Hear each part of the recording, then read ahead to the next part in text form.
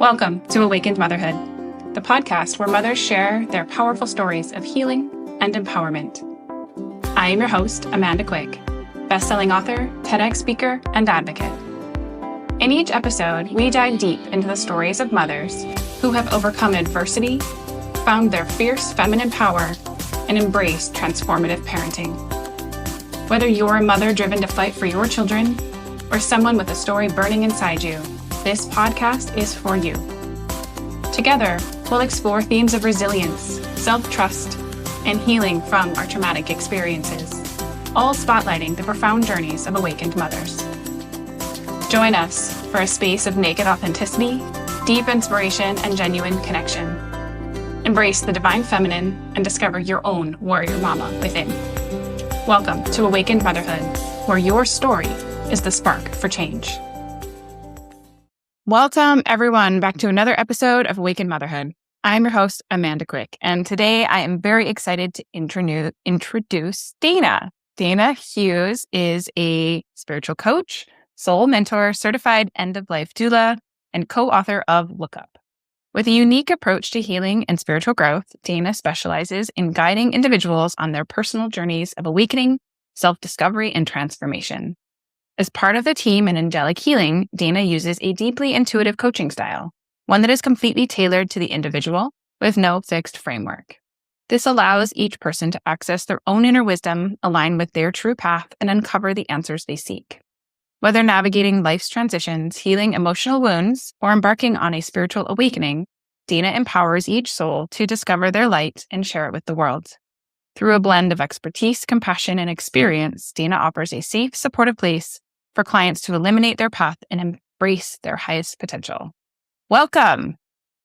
Thank you so much for having me. I'm so thrilled to be here. Absolutely. Yeah. I mean, there's a lot underneath there, and we talked a lot even before all of this. And I'm really excited to get to know you better and hear more about your journey. Yes, I am so excited. You had shared some amazing things, and I think the platform and the work that you do here is absolutely fantastic. Where do you want me to start, Amanda? Yeah. I mean, truly, wherever the beginning is for you, wherever that is that you feel like this is the person I used to be that is coming up right now to share, because I find when we start there, it's a lot of times where people relate to, because that's like, oh yeah, that's how I feel about myself, or that's the experience I'm in. And I would love to know where your journey began. Yeah, absolutely. It's so funny that you start with this question. This is not a plug so early, but in the book, the Look Up, Larissa opens it with her story, and she had asked me to do the same thing. And she was like, you need to say like your aha moment. And I probably sat there for like a full week being like, I don't think I have one of those. Like it was, for me, was a lot of little catalysts all over the place that I was so resistant to and was absolutely in denial of, and no way this is happening to me. And now when I kind of look back at it, I'm like, oh, that was happening. It was happening everywhere. I was just not having it at that point in my life. I don't come from a background in religion, and I wasn't raised necessarily with an awareness of spirituality. My dad always said to me, I don't care what you believe in, but you got to believe in something. And so the more I searched, the more I got frustrated, or the more I didn't feel like I had the full story. So I kind of equate my aha moment to just a collection of sticky notes is kind of how I say that. And these sticky notes kind of turn into seeds, and they garden and they blossom. But I think the biggest thing was around 18 years old, which really started it for me, was I lost my best friend in a drinking and driving accident. And I had like just moved out of the city, away from home, and she was still here. And I was there for 6 weeks before she died. And that was like a big shell shock moment for me. I mean, I had a lot of adversity in my childhood, but it was kind of that moment in life where you feel like you've gotten away from it all. And you're like, I'm free. I'm not on my own. I'm an adult. And then like my whole world kind of came crashing down in that way. And so at the beginning, I was just really numb and really frustrated and really angry at the world. And I don't really think I believed in God at that time, but if I did, I was pissed at him. And I didn't want to have any conversation with the man upstairs. at that time. So for me, it was a lot of resistance in my journey. And my dad was going through an awakening at the time. And so he was very much like, oh, we could talk about this, or like, have you tried to connect with her? And I was like, get away from me. Don't talk to me. I don't want to do this. Like, and I was in university for psychology at the time, which very much contradicted a lot of the things I was feeling about exploring, even the things I didn't want to admit.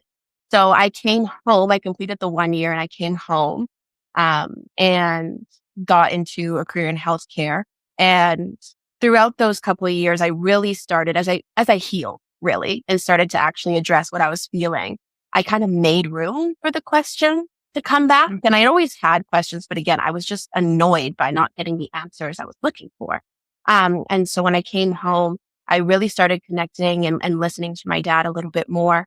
And then he took me out in the community and I spent a few years, going to Reiki circles and talking with mediums and healing, like I'm an energy healer myself. So just practicing and really allowing myself to explore and build this audit system in my body of what feels good and what doesn't feel good. So I went into churches. I read all the books. I went to the tarot readers. I have so many tarot cards. I don't use them very often anymore, but it was a big love for me.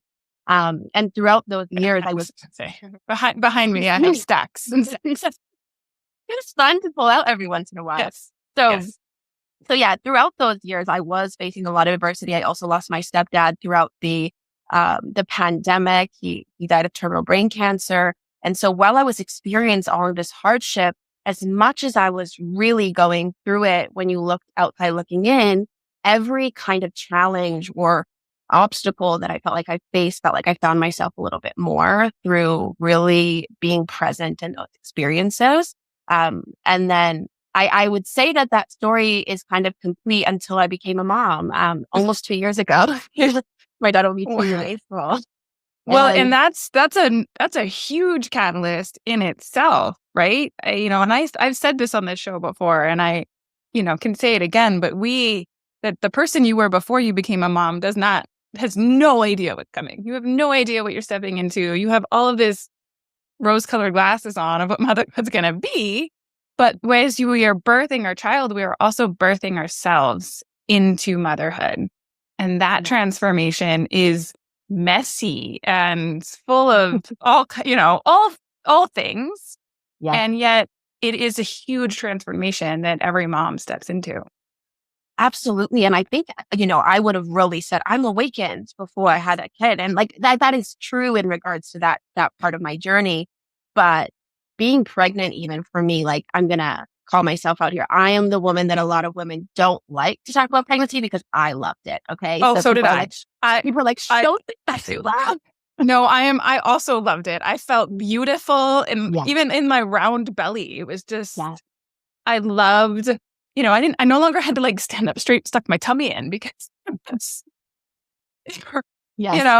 I felt, there's this like feeling of being fertile and like all of that is very sensual or can be. So I relate. I know that perhaps some of the listeners are like, I hate you too, but that's fine. Not everybody has that experience, but yeah.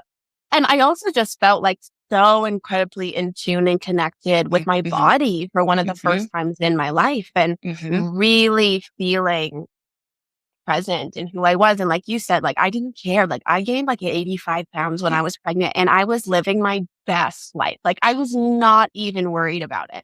I felt great, but I also, I describe it a lot of the times and like it's the closest that I've ever felt to a higher power, like just in that embodiment of creating life.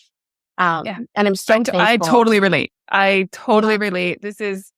I think this is also something we don't talk about enough is that side of pregnancy and birth, because so many people think about it as, oh, this is happening to me and I have to do all these things instead of honoring the potency that we can access, because we become this portal between dimensions as we are creating a child inside of us.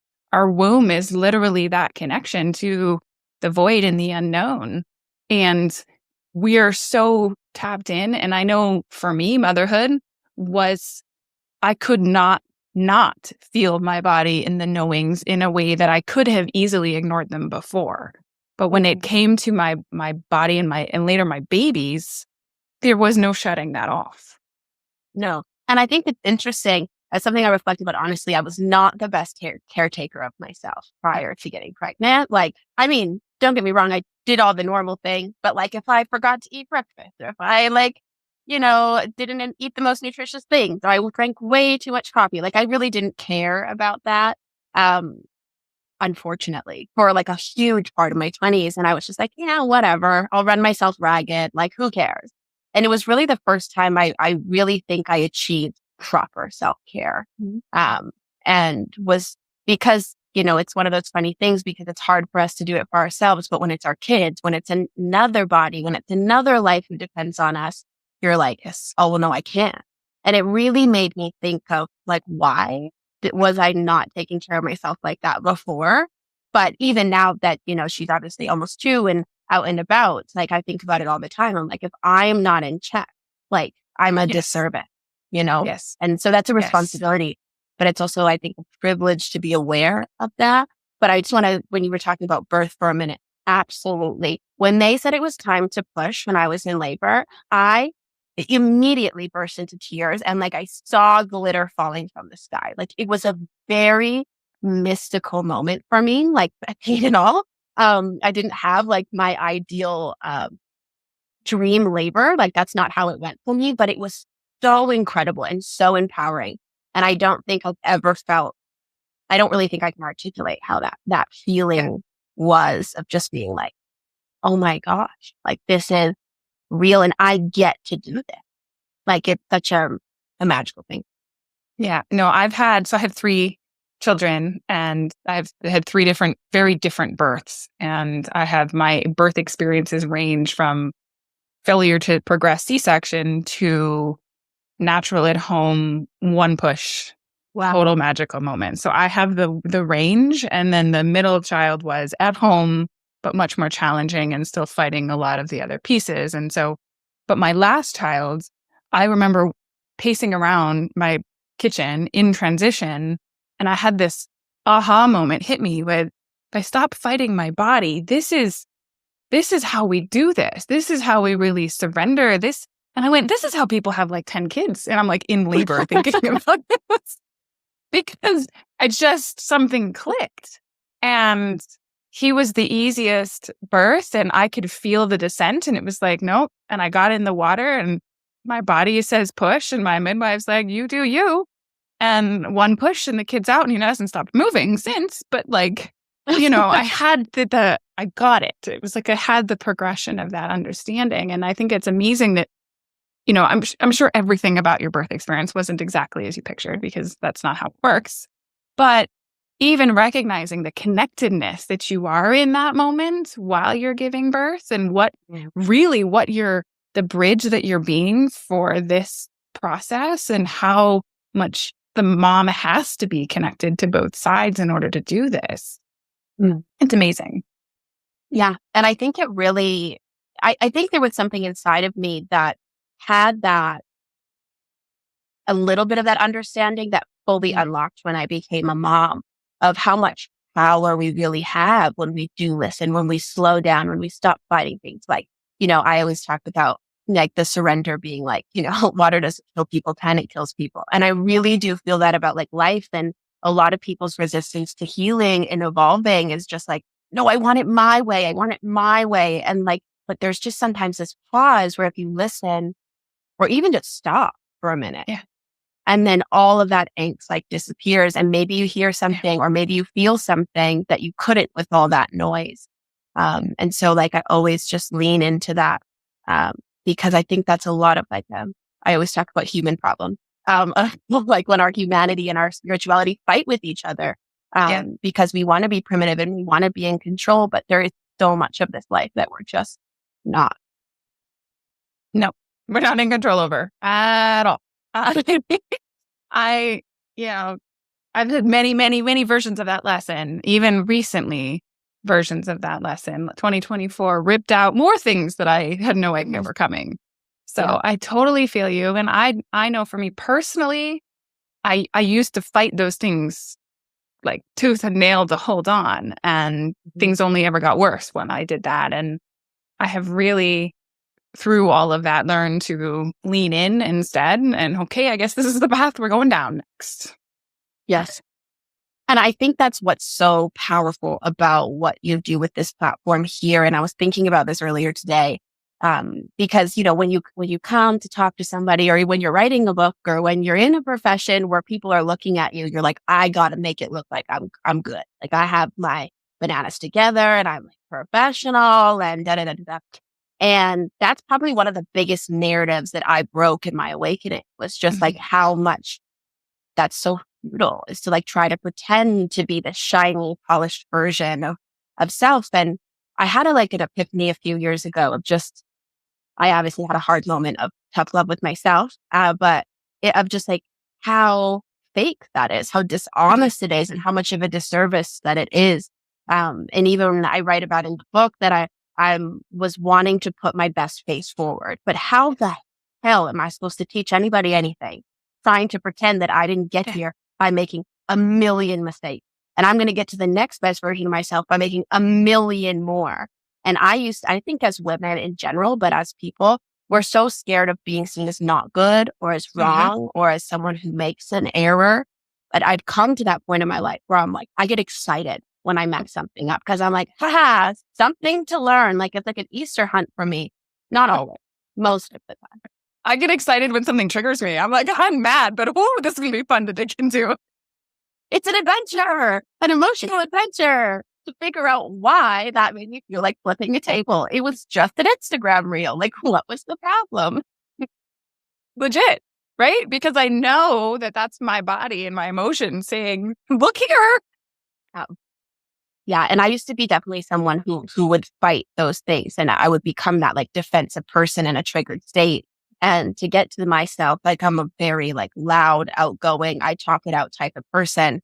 And my husband really helped me with a lot of that. He's really my grounding point in life, of just learning to pause, to learning to stop, and just take a beat and take a minute. Because I think especially as women, as awakened women, we are emotional in a way that I'm deeply, deeply proud of, in a way that I think enhances my life experience tenfold. But it's also something I have to be aware of, that when that fire's coming out of my throat, like, maybe go sit down. Maybe think about that. And then we'll talk it through. But I think that what was one of the longest skills that took me to learn, was how to harness the emotional being that I am. Yeah. Well, and allow it to move, but we don't want to be reactive. We want to be intentional. And so the emotion that needs to move can move, and then we can come back and make a conscious understanding of there still might need to be action. There still might, sacred rage can fuel passions. Absolutely. And we don't want to suppress that, but we don't want to be reactionary and trigger and flying off the handle either, right? There's a difference there. I often describe what I visualize happening in society right now is like everyone is walking around with like VR face masks on. Oh my gosh. Okay. But they're fighting someone in their VR mask, but they're hitting each other. Like that is how I interpret what's going on in the world right now, because everyone is projecting, instead of healing the things that we're feeling and working through it and then like radiating that light into our communities. We're taking all those demons and we're just throwing them at everybody. Well, and we've got half of them wearing blue goggles and half of them wearing red goggles, and they're still fighting with each other. And they don't even know who they're fighting. They're not even in the same universe, and they're still fighting with each other. Yeah, absolutely. And I really do think it's part of the passion of what I do, is that, yes, I love watching people heal, but I also love watching people do in their circles once they become healed and they are that light. And the way that they're able to spread it. And I don't chase anybody down who doesn't want to hear what I have to say by any means. But when just being different and giving someone an alternative option to observe in the midst of all the chaos is so incredibly powerful, because it ignites a choice for someone else. Still their choice to make, but it illuminates them that choice is there. Yeah. I resonate with that a lot. I actually, somebody told me something actually this morning. I was talking to somebody and saying that my energy is almost like stitching up the holes, and I was almost visualizing a wound. Except what I was realizing is that as I'm reflecting, I'm really just pointing out their holes, and I'm pointing out the choices they have that they can then choose to do with or not, because I've let go of people walk away and go continue to do what they do. But the ones who hear and reflect and can go, oh, I am leaky there, or I am feeling that, or I'm not paying attention, and then make a change. That's what fuels me in a different way, Mm-hmm. to see that impact it can have. Or when people read my book or watch something and go, wow, that really hit me, or I see myself in this way. And, I feel seen for the first time in whatever, because nobody was willing to actually say that before in a different way, or nobody was willing to own their shame that way. It just reminds me of how important this all is. Yeah. Shame is such a big one out there. I think Oh, it's one of it's my jam. I published my shame for everybody to read. yeah, absolutely. But we should, because that is the power that shame holds over us is the secrecy that nobody can find, Yeah. the shadow in the closet. That's when we feel shame. And when we have that empowering moment, as radical and as terrifying as those moments are, and as I'm sure that they were for you, to be like, I'm going to go hide for like a week because my book came out. I don't know how you process that, but that's how I would interpret that might have felt. But So I couldn't have gotten through the writing process if I was still hiding in the shame of it. mhm. I actually took the writing process as a healing opportunity, because every time I relived what I walked through and my body had a tense up, and I was okay. I have more work to do here, or I'm being shown something here. And then I took my story to social media and I got to feel all the reflections back in my face. And I went, Mhm. if this bothers me, here's another opportunity. I went like seeking out all of the potential triggers for putting all of my stuff out in the world on purpose, I love so that. that I could let it go freely and allow it. And I just heard from the production company is almost done with a documentary about my story. And that's another way to like put it out in the big world, and will likely reach even more people. And I could not do those things if I was holding, don't look at me. Yes. Instead, I'm going, let's talk about the worst decision I ever made. Let's talk about what I did, and not only what I learned from it, but now where I'm grateful for it. And I've transformed my shame into this gift that I can give other people. It's so beautiful and so empowering. And I absolutely love that. I always say that the best way to fight triggers is exposure therapy. I too do that when I'm like, let me go just seek for the things that are causing an emotional reaction, because I don't have enough work to do. So let's find some more. But I think that's so important and really powerful.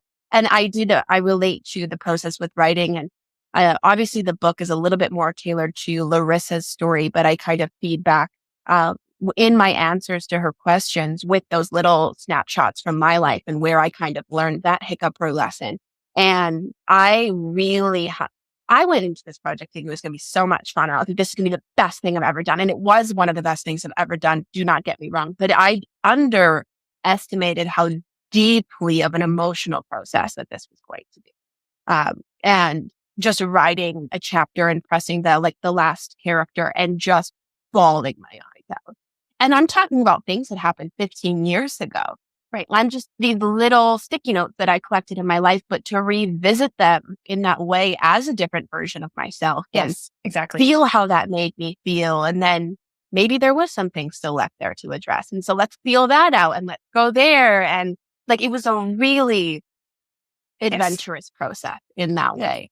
But I think But you get to do so with the perspective you have now, right? So you get to it, but you're reliving it then. So you're really bridging both. yeah. Yeah. It's beautiful. And I honestly, it was the first time that I'd revisited a lot of these memories since I became a mom. And I talk a lot about the relationship with me and my dad. He's the owner of Angelic Healing and like by far my best friend in life. And he was not spiritual growing up either. And he was like, I mean, I went to Bible camp and I was like, why am I here? This doesn't make any sense. Like, what am I doing here? And I was just always asking these questions when I was a kid. And I was always debating people. My dad, we have these famous debates on record. And when I couldn't figure something out as a kid, I would go and fight him about it. And he would provide me the space to do so until I understood how I felt about something, or until I could make an informed opinion. And he would push and he would prod. And I, I think what we're talking about is like bringing that type of exploration into ourselves and be able Yes. to no, question it. Ask that question. One of my trademarks that I always say is like inviting your doubt and your shame and in for tea. Talk to them. Like have conversations, because the epidemic that I think we really have, especially in women right now in our societies, is like it's just like emotional or numb. And a Yes. lot of people don't even think they're numb. They just think that they're managing fine, their functional numbness. Like, no, Yeah. everything's good, but they're so numb and they've suppressed so many things that when they do open the door, it's like this overwhelming waterfall of so many things. It's how could I even touch that? It's the big scary monster in the closet again. Yeah. But like, if you just sit down and have those conversations, like you had the courage to do it in your process, and even before that process, it just takes the fear out of it. And then you get to have that moment where you're like, yeah, they was really not great, but like I survived it. And like, this is a trigger for some people, but I am better for it. As Yes. much as I don't wish that it happened, I'm a better person because I lived through it. Yeah. And I see that too. And in those moments, I couldn't have heard that. And if you're in the midst of things, it is not the time or place to say you will be grateful for it, or everything happens for a reason, or any of those things. You cannot, because you need to be mad and you need to be where you are. That is first and foremost the most important. But the gift on the other end is perspective and reflection and understanding. And even if it wasn't a gift you would have necessarily picked off the shelf and taken home with you, Mhm. it is still the gift that you clearly needed from the universe at this point in time for likely reasons you still don't know. And so many times the why for why things happen, we won't know until the future. And that's where that kind of faith and trust come in, because we have to, sometimes the answer isn't there yet. It just, there isn't, we don't know yet. But Yeah, I believe at least that the answers do come in time, and that kind of almost when we least expect it, there's oh, this is why this had to happen this way. And there's beauty behind it. And it almost makes this like awe-inspired feeling of, especially when you start to get to the perspective that time isn't even real in the first place. So you go, you almost created this unfoldment for yourself in a different way. absolutely. And like, I do believe like on a spiritual level, like it's the human in us that wants to come here and like frolic through the rainbows and just have like a good old time. But for our souls, it's really boring. They're like, oh, what are we learning? What are we doing? What consciousness are we accumulating? Like, we Yeah. have everything provided. There's no challenge. Like, our souls get bored. The people who do have a lot of challenges, on a soulful perspective, like that is a very prosperous life for the soul to be able to see it. What can I overcome and how can I do it? And what can I go through and still come back home? Right. Right. It's like, do you want 3 colors to paint with or 100?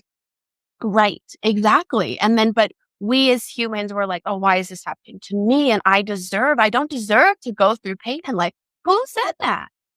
Like, I'd say it comes off as like a really callous comment at sometimes, but I've had those conversations with myself and others. And look, I don't deserve to be going through this hardship. And who said that?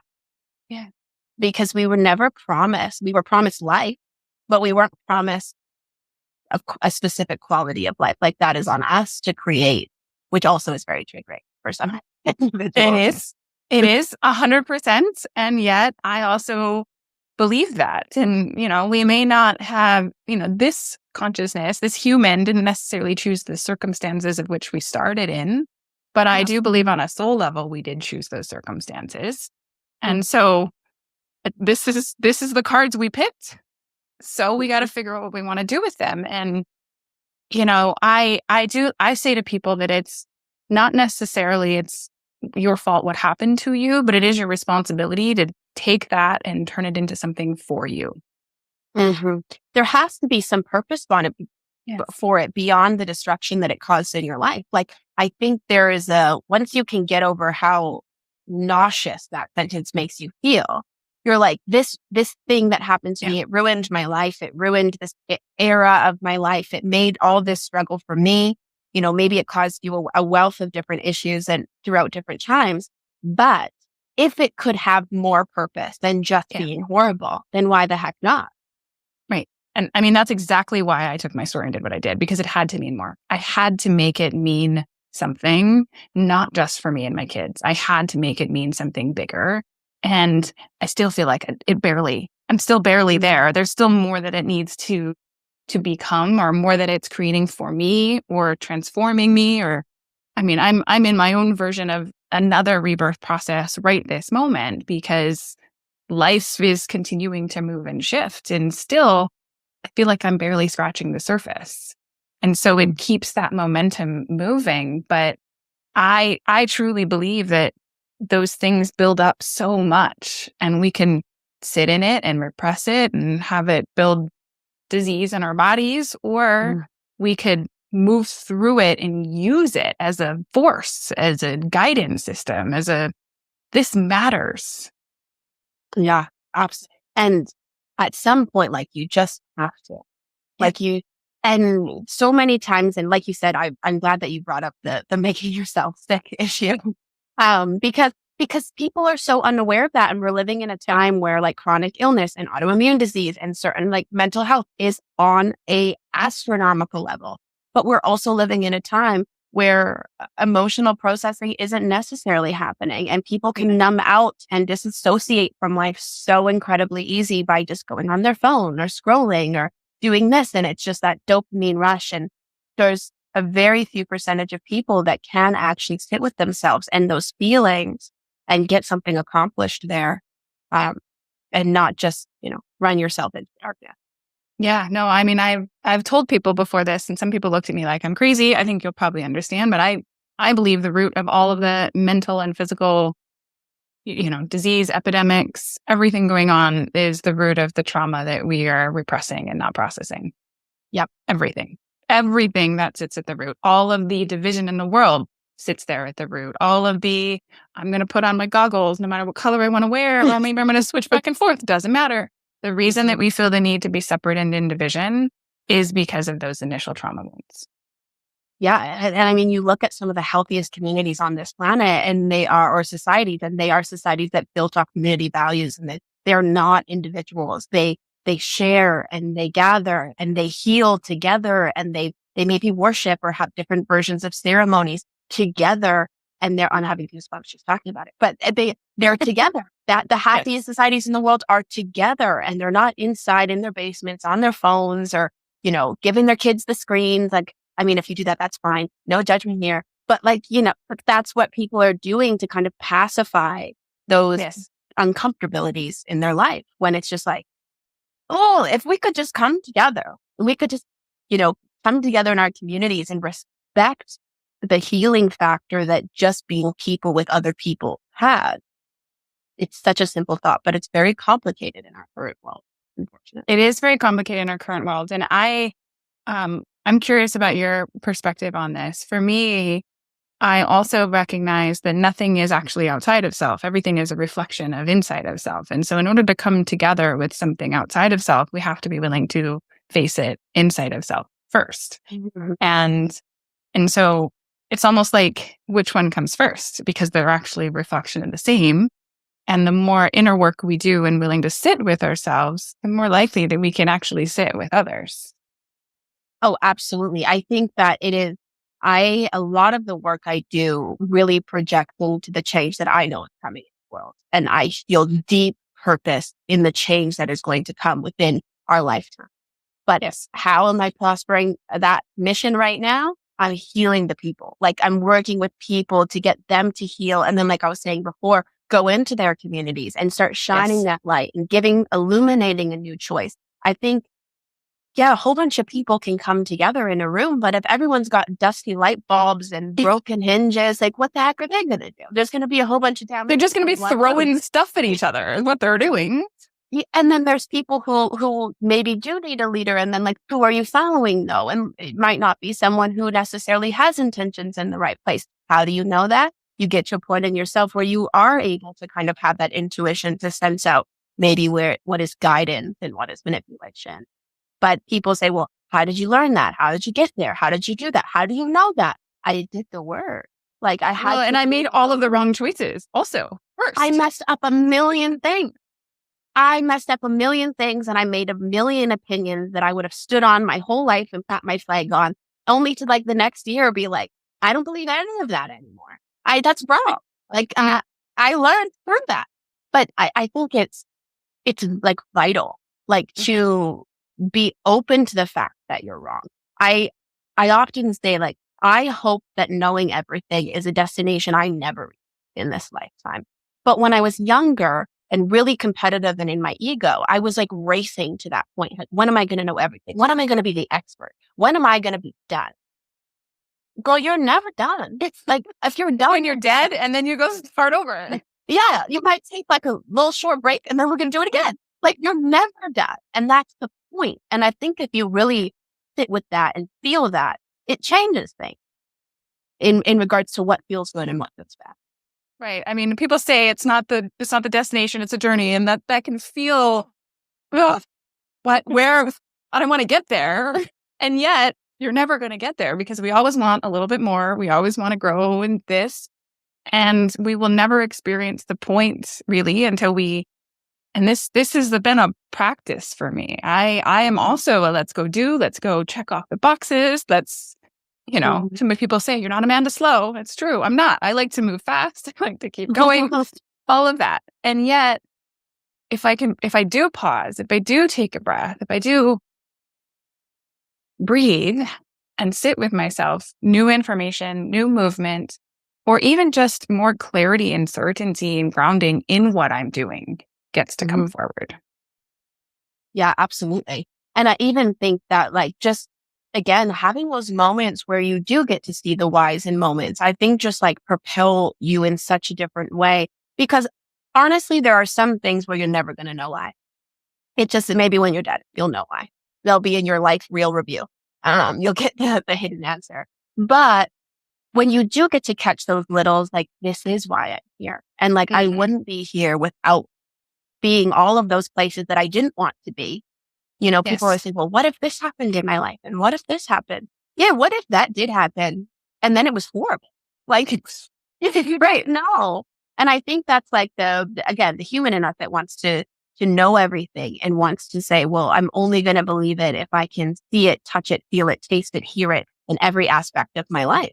But to be able to achieve that level of faith, you actually have to do all of those things. My faith obviously started off of very little. And then throughout my journey, I did get to feel it, taste it, hear it, see it, and get evidence. Like, and no one could ever tell me that those things didn't happen to me. No one can ever tell me I didn't have those experiences or feel those things, but I had to have faith to get evidence. It wasn't the opposite. Right. The belief comes first, and then the outside world moves around and shows you the evidence. Exactly. But people expect the opposite. Like, I'm not going to believe in nothing because I haven't seen nothing. Well, then you're going to continue to get the same thing because that's all you believe in. And that is the irritating and frustrating, but also empowering, because if we can realize that we really do have that power, we just have to believe we do, then we can start to move it. And I mean, I have so many versions of that where I've changed my belief, and it took a minute, but not long. And it's gotten faster over time because I already have some foundational beliefs to get me there in a different way. Mm-hmm. Absolutely. I also think that like in the awakening, when people stop realizing that, like, I don't know, I think a lot of people enter down sometimes with a self-fulfilling like prophecy ideation that I'm just going to go find all the answers that I like because it's just about me. And I'm just going to find the things that confirm what I believe because that feels nice. But like when you hit that moment where you get confronted with a truth that you did not believe in, it's uncomfortable, but it's also kind of cool.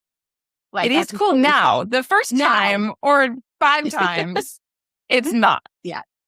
No, it absolutely sucks. And then I threw a lot of big girl temper tantrums about those things. And like, no, I think this is right. But like, you start to realize I think it's something that happens unconsciously for a lot of people throughout the awakening journey, is realizing that you are not the center of the story. You're the center of your story. And that is very valid and that should be honored. But that you are just a part of something so much bigger. And whether that's, with your own community and your own kids and your own family, or that's on the bigger picture of all the billion humans in this planet, is like we are a part of something. And we don't always get to determine what the truth of the matter of truth is. And being open to that is incredibly liberating, but also incredible. Yeah. And humbling too, right? Because we sometimes have this picture and that we can swing back and forth. And I think we all go through versions of feeling entitled or better than, and putting ourselves on a pedestal and then putting other people on pedestal. We swing all over the place, but that's kind of the point, is to stretch those boundaries and to question those things that we come up against so that we can reflect back and come back to whatever this new evolution is for ourselves.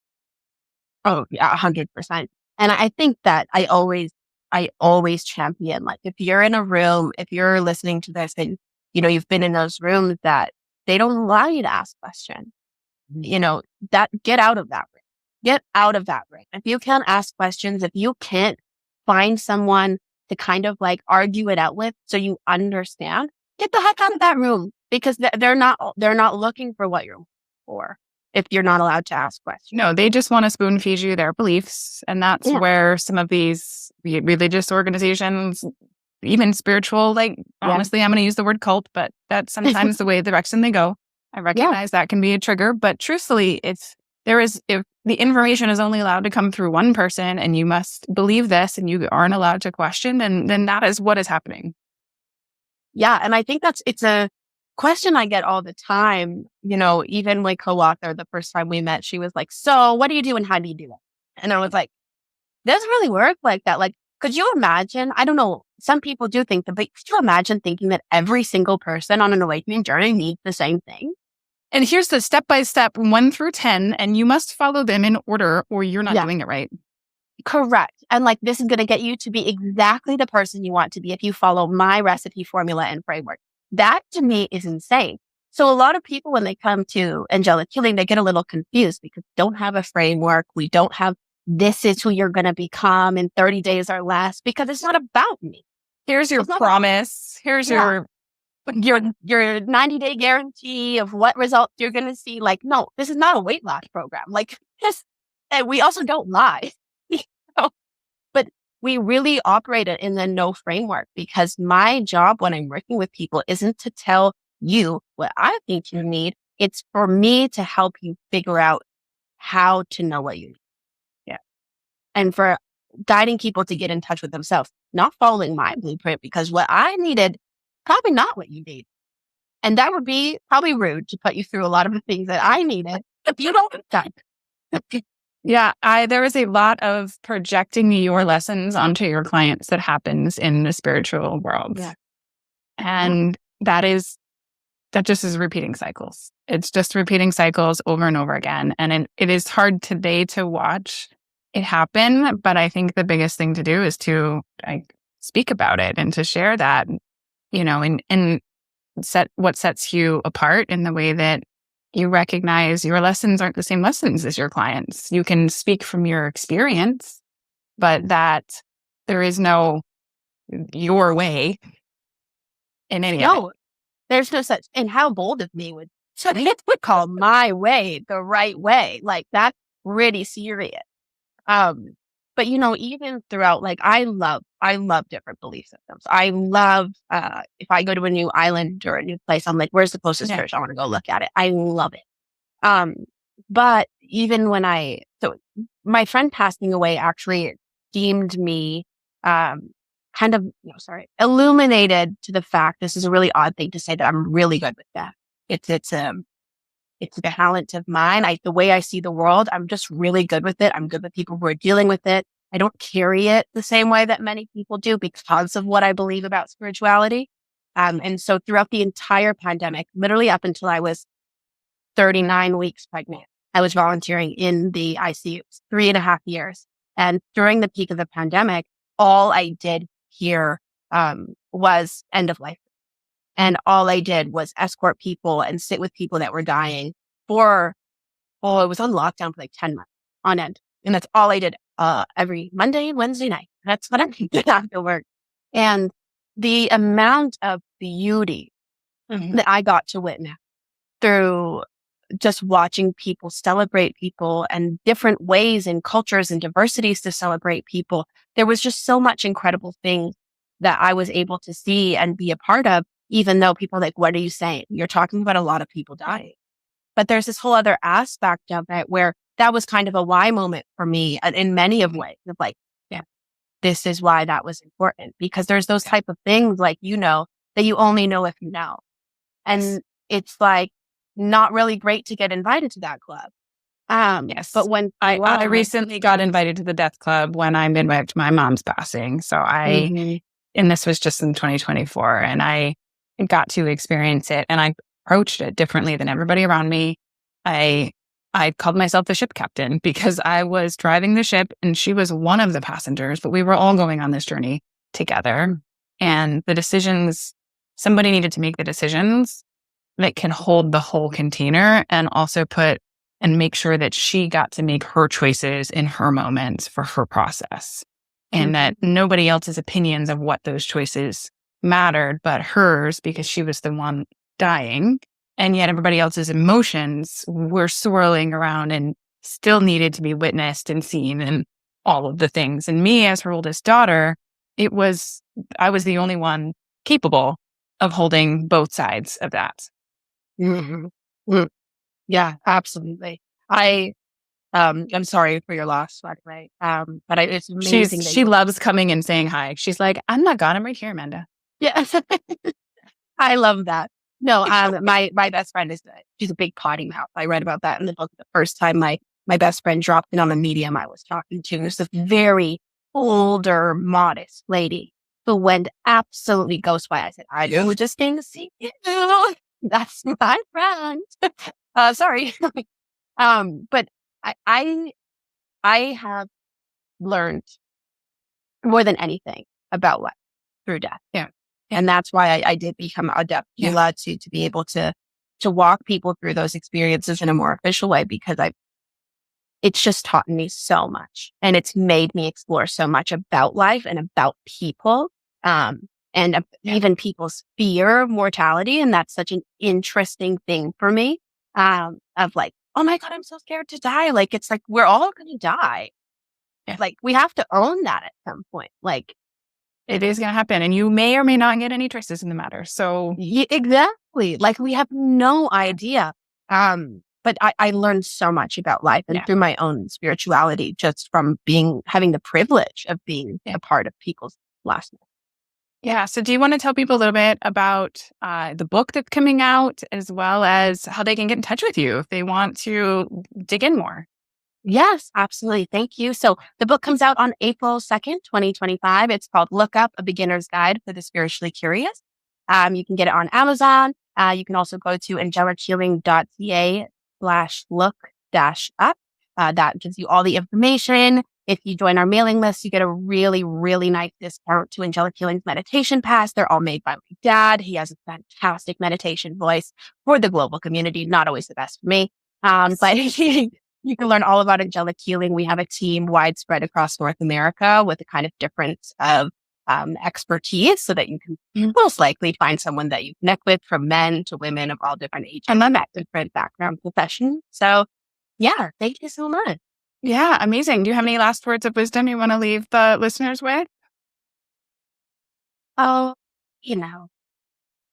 not anything specific. I just want to say that thank you for having me here, and thank you for holding space. And if something that I said really connected with you today, I would love to hear from you. You can email me right through the website. Amazing. Well, thank you so much, Daina, for your time and your wisdom and the conversation. It was really great connecting with you. You as well. Thank you for joining us on Awakened Motherhood. I hope today's episode inspired you and offered support for your journey. Remember, your story has the power to ignite change, and your resilience is a testament to your strength as a mother. If you enjoyed today's episode, please subscribe, rate, and review the podcast. Share it with other mothers who might benefit from our stories of empowerment and healing. I invite you to connect with me on social media platforms at Amanda Quick Healing, or visit my website, amandaquickhealing.com, for more information on other ways to work with me. Until next time, keep embracing your divine self and discovering your warrior mama within. Thank you for being part of Awakened Motherhood, where your story is the spark for change.